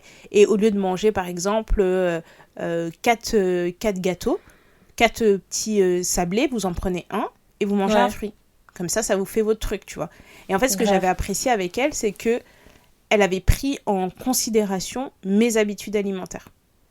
Tu vois, elle avait considéré le fait que... Elle m'avait pas fait un truc tout fait, comme on peut dire, comme tu peux trouver sur Internet, le matin tu manges ça, le machin, etc. Elle m'a dit non, en fait, on va suivre votre rythme et ça va vous aider, en fait, à vous déculpabiliser, tu vois, parce qu'à un moment donné, j'étais vraiment en train de me dire, mais je fais n'importe quoi. Elle me dit, si vous faisiez n'importe quoi, vous seriez pas dans l'état dans lequel vous êtes aujourd'hui, et votre médecin, les examens que vous avez fait avec votre médecin traitant, ne seraient pas ceux qui sont aujourd'hui, quoi.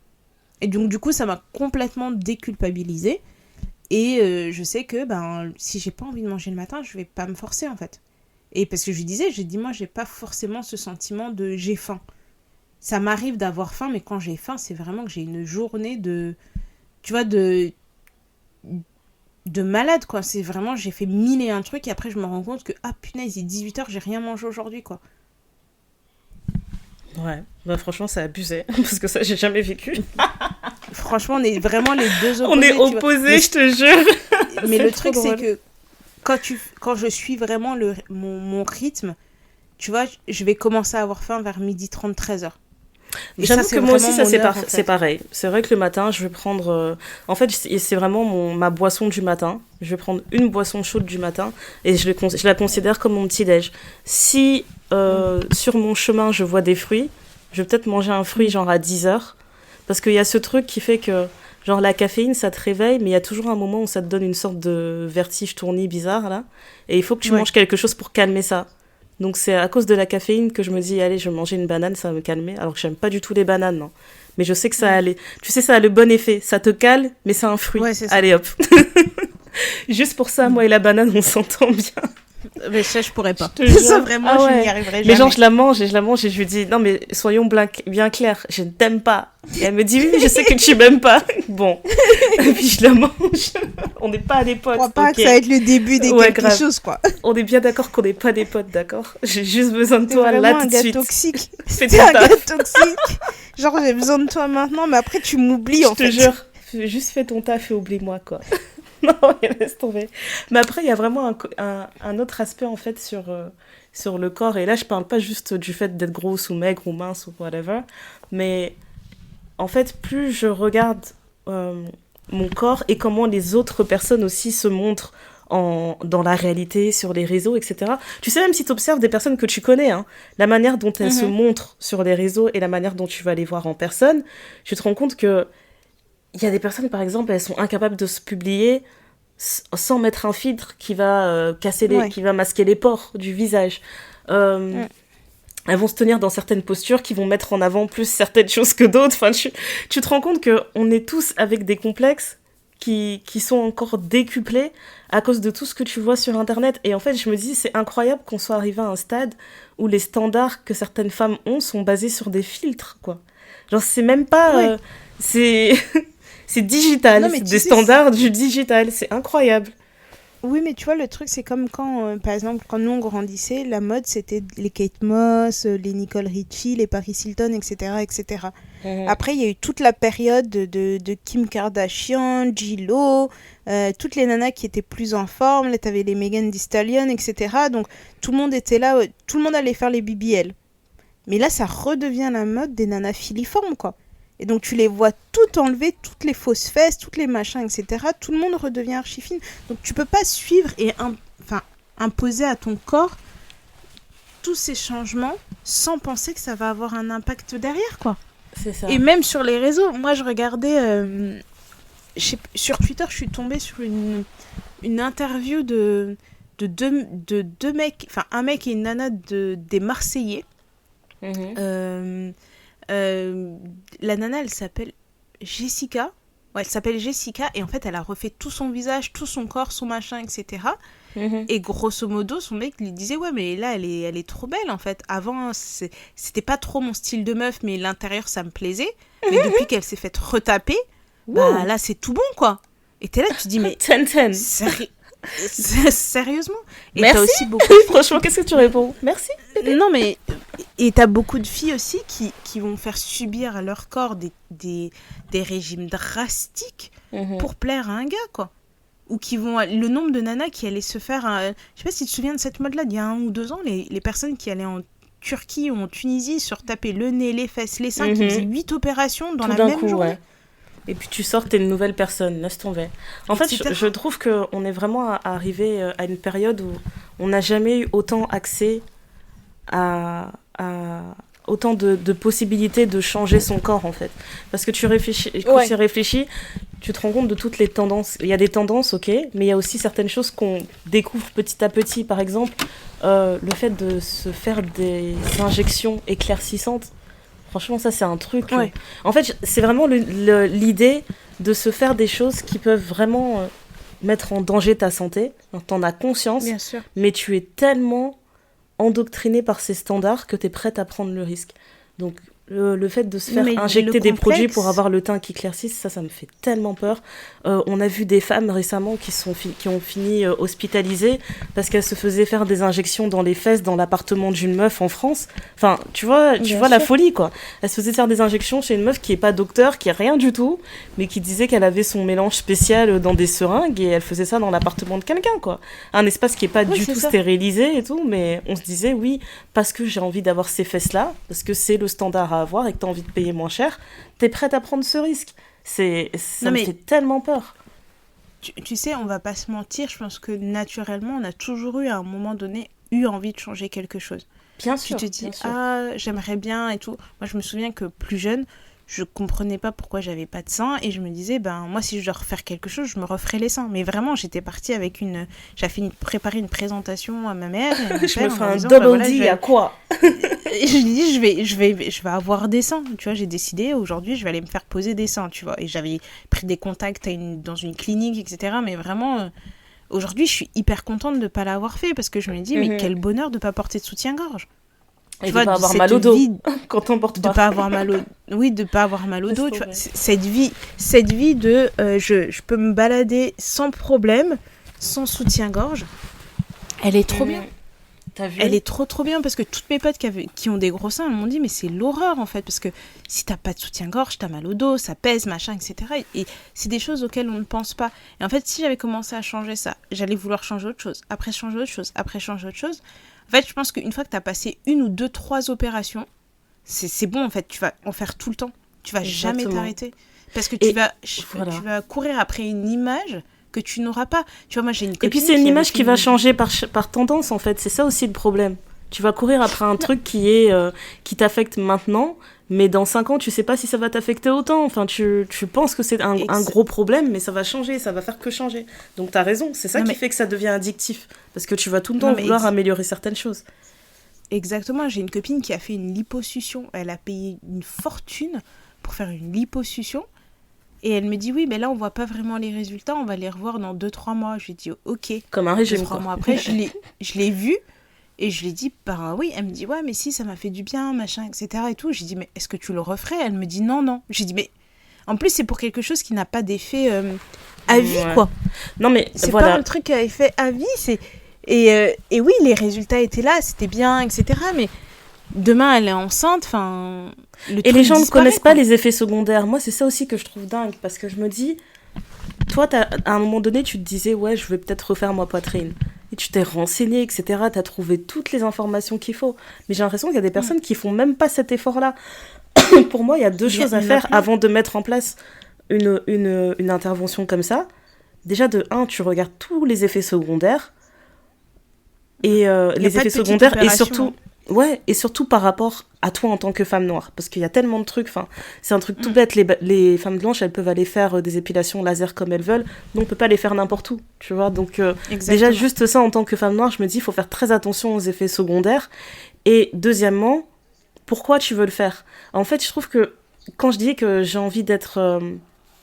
d'être amoureuse de mon corps et retomber amoureuse de mon corps, c'est vraiment dans le sens où je me dis... S'il y a une chose que je veux changer, j'ai besoin de savoir pourquoi je veux la changer. Est-ce que je veux maigrir parce qu'il y a autant de personnes qui m'ont dit « t'as grossi, ça va pas ?» ou parce que moi-même, je sens qu'il y a un problème. Est-ce que j'ai envie de me rajouter des fesses parce que moi-même, je me dis « putain, mais je ne peux pas vivre sans les fesses de rêve que j'ai envie d'avoir. » Sans fesses, ouais. Tu vois ? Ou est-ce que... ou est-ce que c'est le fait de voir tous les jours Megan Thee Stallion sur Internet et genre, ça me met mal à l'aise. En fait, c'est vraiment ce truc-là où je me dis... Je trouve que les choix qui sont faits en termes d'esthétique ne sont pas assez conscients, et surtout que on est tous à la recherche de ce truc d'effet immédiat alors que ça n'existe pas. T'as regardé en fait le temps qu'il faut pour guérir d'un BBL ? Le temps qu'il faut pendant des mois, tu peux pas t'asseoir sur tes fesses, mais va à la salle. Mais il y avait une vidéo de Missy Lynn, c'est une youtubeuse américaine qui était dans l'armée avant, qui a fait un BBL, et en fait quand tu le vois, tu te dis non, moi ça va pas me donner envie de le faire. On la mettra quelque part, on vous la partagera parce que elle avait fait toute une série sur son YouTube de comment où elle avait vraiment pris le temps, où tu vois qu'elle achète les gaines post-opératoires, l'infirmière qui vient, etc. Comment elle s'était organisée pour faire cette opération. Et en fait, ce que j'avais trouvé beau dans cette démarche, c'est que ça montrait l'envers du décor. Là où t'avais beaucoup de gens qui le faisaient sans se rendre compte de ce que ça impliquait. Exactement. Et là, tu la voyais vraiment souffrir, tu la voyais vraiment... tu voyais tout, quoi. Parce que moi, à l'aube de mes 33 ans, où je me dis, punaise, j'ai jamais été aussi, et je mets des grands guillemets, grosse de ma vie, j'ai jamais pesé autant, je n'ai jamais eu cette morphologie-là. Qu'est-ce que je fais aujourd'hui ? est-ce que cette morphologie, est-ce que je vois dans le miroir, ça me plaît ou ça me plaît pas, tu vois. Et en fait, quand je me regarde dans le miroir, je me dis, bon, il y a 2-3 choses que j'aimerais changer, que je peux faire à travers le sport.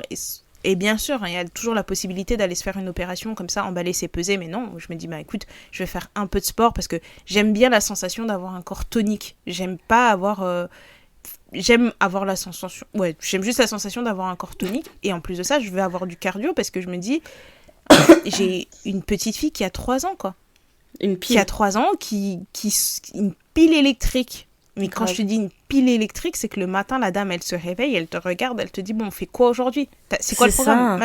Mais tu vois, c'est ce que je me disais aussi. Je me dis, si j'ai pas la force de porter mes enfants, etc., bah, tu vois, quel est l'intérêt ? Genre, ok, t'aimes pas le sport, etc., mais si t'arrives pas à porter tes propres gosses, il y a un problème.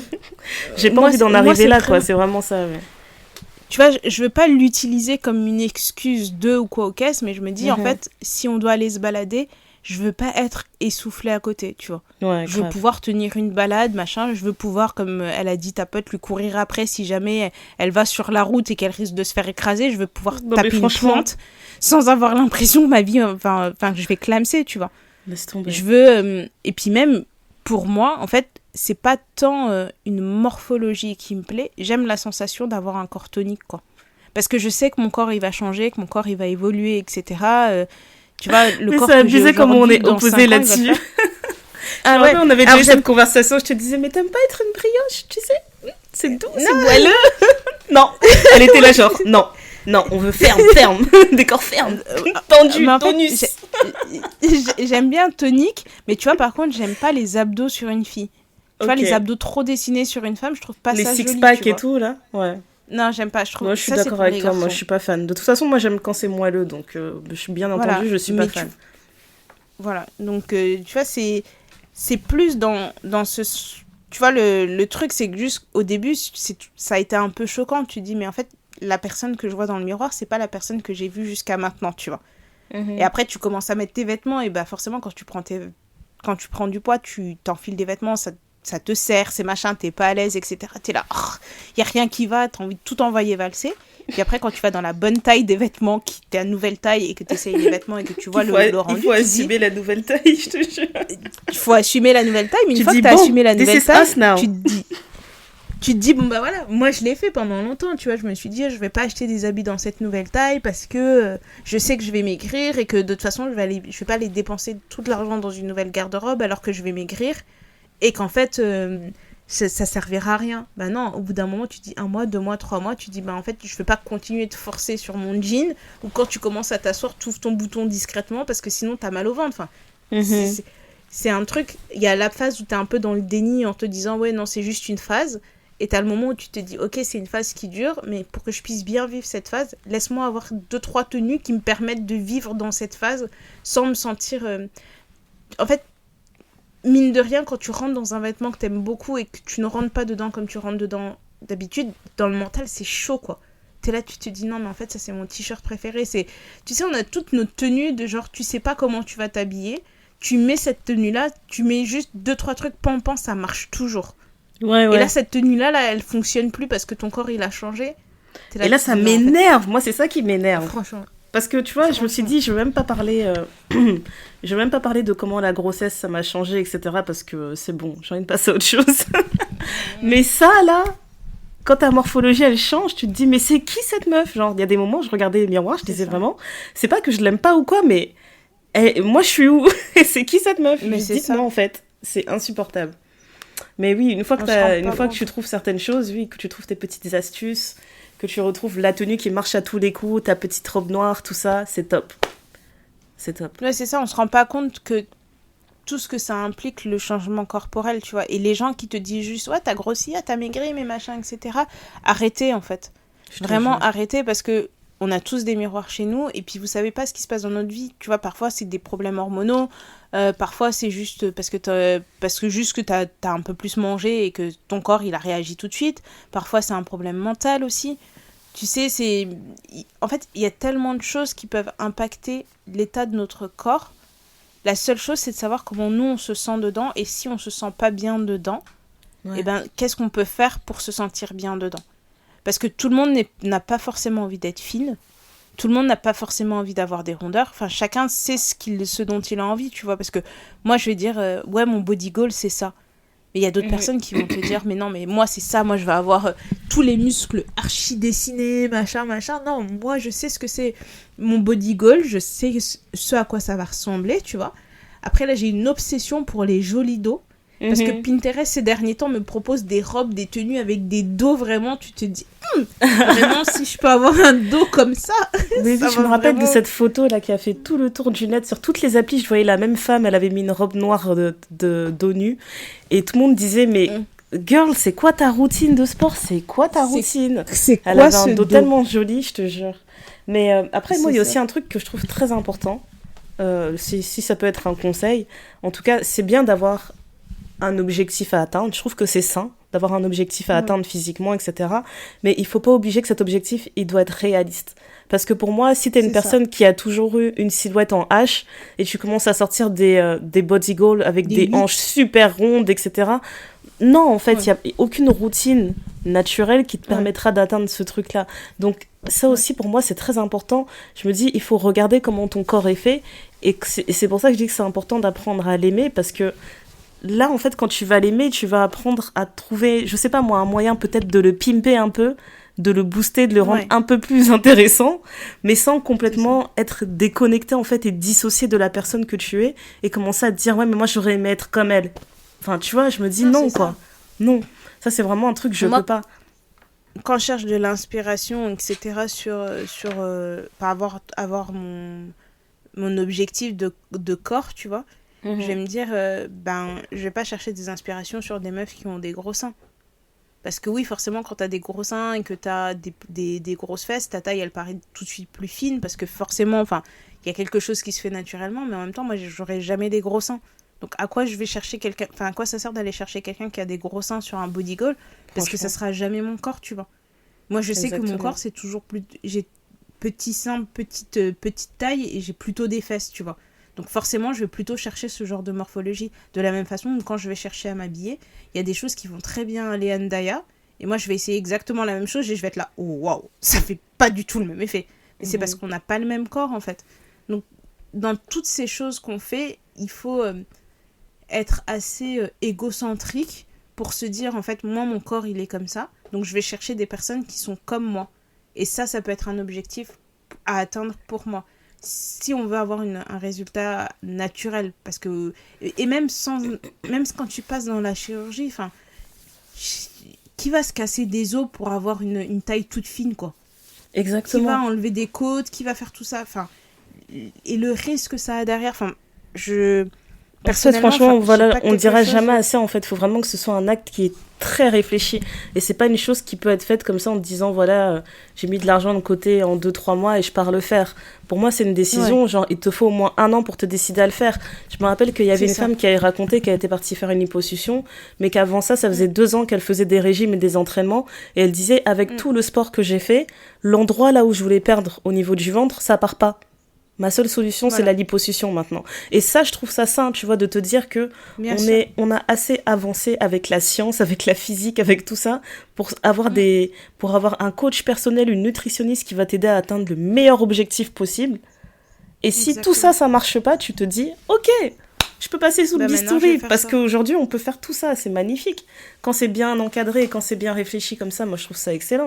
Et j'étais grave contente pour cette femme, parce que elle a dit, c'est bon, j'ai essayé plein de choses, tout est bien passé, mais ça, là, c'est mon dernier truc à régler. Ouais. Après, on est tranquille. En fait, la génération Kleenex, où il faut qu'on ait tout de suite, sinon ça marche pas. C'est ça. C'est ça le problème, le mal du siècle. Ouais. En tout cas. Ouais. Alors qu'au final, tu te rends bien compte que ça n'existe pas, en fait, parce que quand tu regardes toutes ces techniques, toutes les choses qui ont été mises en place, que ce soit le BBL, la liposuction, etc., tu te rends bien compte que, ok, t'as une sorte d'effet immédiat, mais après, ça devient une catastrophe. C'était Patricia Bright qui avait fait une vidéo où elle parlait des différentes interventions qu'elle avait faites, et comment elle regrettait la liposuction, parce que quand tu fais une liposuction, admettons, t'as enlevé du gras dans le ventre, elle dit qu'en gros, quand tu reprends du gras, tu le reprends à des endroits improbables. Et elle disait de manière complètement inégale. Donc imagine, genre, tu prends du gras, t'as une cuisse plus grosse que l'autre. Non, mais c'est ça, hein. C'est pour ça qu'on va vous partager toutes les vidéos des gens qui ont parlé de ça, de femmes noires, notamment, etc. Parce que c'est des choses qu'il faut pas négliger. Il faut pas les démocratiser comme ça, en fait, ouais. Franchement, c'est pas comme acheter sa baguette à la boulangerie. Et j'ajouterais aussi... beaucoup plus de trucs. Franchement, j'ajouterais, parce que là, on parle vraiment d'intervention chirurgicale, mais il y a aussi tout le côté de faire des jeûnes excessifs parce que dans 2 mois, il y a le mariage d'un tel, et donc tu veux rentrer dans une robe. Pardon, il faut vraiment qu'on arrête de faire ça, parce que ça, c'est des choses qui nous détruisent de l'intérieur. Ouais, en fait, tout ce qu'on fait subir à nos corps, là. C'est ça. Dans 2 mois, peut-être que tu auras le corps que tu voulais pour entrer dans la robe, mais tu connais pas les effets qu'il va avoir derrière. Peut-être que pendant 6 mois, tu vas manger n'importe comment, tellement ton corps, il a souffert, il va te faire payer pour ce que tu lui as fait. Tu sais pas. C'est ça, mais en fait, le truc, c'est que quand tu prives ton corps pendant très très longtemps, quand tu lui redonnes accès aux choses, il est tellement traumatisé qu'il va stocker, il va surstocker en se disant, mais peut-être qu'à un moment, je vais manquer. Il va dire, on a une dette, toi et moi, là. Non, mais c'est vraiment ça. Et moi, j'ajouterais que c'est toujours bon de faire un bilan de santé et si jamais on veut faire un régime ou si on veut changer drastiquement quelque chose, c'est toujours bien d'être accompagné par des professionnels parce qu'il y a des gens qui sont là, dont c'est le métier. Oui, peut-être que votre sœur, votre amie, elle a fait ça, ça a super bien marché. Ça a très bien marché pour elle, mais ça va peut-être pas marcher pour vous et ça aura peut-être pas les mêmes impacts sur votre santé que ça a eu sur votre sœur, votre cousine, votre amie, etc. Donc, vraiment... Si vous, aujourd'hui, après avoir écouté cet épisode, vous vous dites que oui, moi j'ai envie de changer telle chose dans mon corps, je me sens pas pour ci, pour ça, faites vraiment un bilan de santé. Parce qu'il y a parfois, il y a des choses qu'on néglige et on s'en rend pas compte et on va se dire ouais, mais c'est parce que si, c'est parce que ça, et en fait, il y a un autre problème derrière. Donc vraiment, faites un bilan de santé et faites-vous accompagner dans la mesure du possible d'un professionnel pour faire de gros changements. Parce que c'est pas anodin en fait. C'est vraiment, vraiment, vraiment pas anodin. Moi, tout à l'heure, je vous disais, à un moment donné, je faisais du sport 5-6 fois par semaine. Mais je m'étais beaucoup renseignée. J'ai mes frères qui ont fait du sport à un haut niveau. Je faisais pas mon sport n'importe comment. J'étais accompagnée quand même. Tu vois. J'avais un ami qui était coach sportif, etc., qui m'avait préparé un truc. Donc, il y a des choses qu'on peut faire soi-même. Mais à un moment donné, quand autour de nous, on a des gens dont c'est l'expertise... C'est le métier, il ne faut pas hésiter à les solliciter. Exactement. Moi, je ne vous dirai jamais, ah oui, alors faites votre sport comme ça, faites ci, faites ça, parce que non, en fait, je ne vous connais pas et je ne sais pas quel impact ça va avoir pour vous, quoi. Donc, il faut faire très, très attention à tout ça. Oui, on veut avoir le corps qu'on a envie d'avoir, mais en étant des personnes réfléchies. Amen. Et raisonnées. Et raisonnables. Alors, ma chère Ndaya, après toutes ces palabres sur nos corps, qu'est-ce qui te rend heureuse en ce moment? 2 mots. Kendrick Lamar. J'étais sûre que tu allais dire ça. Oh my gosh. The best of the best. Néné. Yeah, I know. Je suis en train de prier tous les dieux pour qu'on me libère de cette chanson parce que je ne peux pas arrêter d'écouter Euphoria ou alors d'écouter Not Like Us. Je ne peux pas m'arrêter. Je sais. Genre, j'arrête pas de crier dans la maison comme une folle toute seule. Je crie les paroles comme une tarée. Je suis là en train de faire la vaisselle, je suis calme. Le rapport que Ndaya a la musique, son rapport à la musique, c'est que les trucs sont sortis, genre on était en train de faire quelque chose, elle a dit non mais il vient de sortir une chanson donc je dois écouter, on était là, mais on est en train de discuter, ok, très bien. I don't care, ok, I don't care. Et en plus, donc elle écoute son truc et quand toi t'as pas écouté dans son temps et que tu lui en parles après, parce que moi elle m'a dit quoi? Elle me dit mais maintenant tu m'envoies des trucs et quand je voulais t'en parler, tu voulais pas m'en parler. Je dis laisse-moi tranquille. Laisse-moi. J'ai dit wow. Et tu vois, parfois j'oublie qu'elle est comme ça. Parfois j'oublie. Mais donc, ouais. Donc, Kendrick, il a dit, je sais. What is it, the braids? Il s'est moqué des tresses de Drake, j'en peux plus de cette phrase. J'arrête pas de crier ça, genre, out of nowhere. Je crie toute seule dans ma maison. What is it, the braids? Non, mais on aura beau dire que Kendrick Lamar, c'est quand même un artiste vraiment, vraiment, vraiment, vraiment incroyable. Incroyable, quelle plume. Incroyable. En fait, ça me fait trop rire que Drake, il ait pensé qu'il pouvait être à la hauteur. On parle d'un rappeur qui a gagné un prix Pulitzer, quoi. Genre, on n'est pas dans la même catégorie, c'est incroyable. Il y a les uns et il y a les autres, n'est-ce pas? Tu vois? Ouais, c'est incroyable. Les uns et les autres. Ouais, j'allais dire, il a ravivé la flamme. Il m'a fait kiffer. Il m'a fait kiffer. Le rap n'est pas mort, sachez-le. Parce que le mumble rap, là, j'en pouvais plus. Tu sais, le rap à la Migos, etc. C'est pas que je déteste non plus, tu vois. Je peux l'entendre. Mais il y a le rap et il y a le rap, tu vois. Quelqu'un qui est capable de se poser comme ça et d'écrire à une vitesse, avec autant de techniques. Avec des vrais textes, ouais. Ah non, c'est magnifique. Donc, ouais, je continue à écouter le son, là, en une moyenne régulière de 50 fois par jour, voilà. Ah, j'allais dire scène, quoi. Vraiment... Non, mais c'est vraiment grave, c'est vraiment grave. Tu sais, genre, je suis posée, je me dis, putain, je m'écouterais bien un petit Kendrick encore. On remet laquelle Et le pire, c'est que même quand je me dis, je vais arrêter d'écouter, en fait, je peux écouter n'importe quelle chanson sur Spotify, elle me met en aléatoire. Tiens, un petit peu de Kendrick, je t'en remets un peu. Je t'en remets un petit peu. Rappelle-toi bien. Franchement, incroyable. Incroyable. Voilà, je vais me calmer, je vais m'arrêter là, mais c'est trop. Voilà ce qui me rend heureuse en ce moment. Et toi, Néné? Eh bien, écoute, en ce moment, moi, c'est les couleurs pop et le vernis rose sur les orteils. Voilà, c'est officiellement l'été. Tu mets du vernis vraiment couleur fuchsia, machin. Alors, je sais qu'il y a la team là qui met du vernis blanc. C'est l'été, c'est le vernis blanc sur les pieds. Vernis blanc sur les pieds, toujours, je te jure. Eh ben, écoute, moi, j'ai jamais fait partie de cette bande-là. Je trouve que vraiment, quand je mets du vernis blanc sur mes orteils, j'ai l'impression que mes orteils, c'est du blanco. Enfin, oui, il n'y a rien qui va. Mais non, l'été, c'est rose, orange, vraiment toutes les couleurs très, très pop, là. Donc là, je suis heureuse parce qu'il fait très beau en ce moment et je me suis dit, ça y est, j'ai fait ma première pédicure estivale et je prépare ma valise pour aller me dorer la pilule. Donc, tu m'as donné envie d'appeler l'épisode la pédicure estivale. La première pédicure estivale. Oui, mais ça fait aucun sens avec ça n'a tout aucun ce dont on parle. Je te jure, c'est un très bon vraiment. Mais beaucoup, voilà. Donc sachez que Néné est en train de préparer sa valise pour aller se dorer la pilule parce que ça y est, la saison est ouverte. Petit maillot de bain. Nous y est, petit maillot de bain, pédicure estivale, cocktail, lunettes de soleil, voilà. Moi je suis prête, hein. Je suis prête. En fait, j'ai besoin d'être en soirée pour danser sur le son de Kendrick là, parce que Not Like Us, vraiment c'est wouh. Et tu sais, j'ai et puis Thames aussi. Ouais. aussi, oui, le son de Tess, là, oui, c'est vrai, il est trop chaud. Oh là là. Je suis là, en fait, j'ai envie de faire un road trip. Ouais. Tu vois, tu vas de ville en ville, tu mets cette chanson, les gens sont là. Vraiment, en tout cas, on peut planifier 2-3 choses. Ok. Ben voilà, on a fini. Eh bien, très bien. Vous savez où nous retrouver sur Instagram et sur Twitter pour continuer la discussion. À vous de nous dire ce qui vous rend heureuse en ce moment. Et on se dit à très très bientôt pour un nouvel épisode. Bye les copines.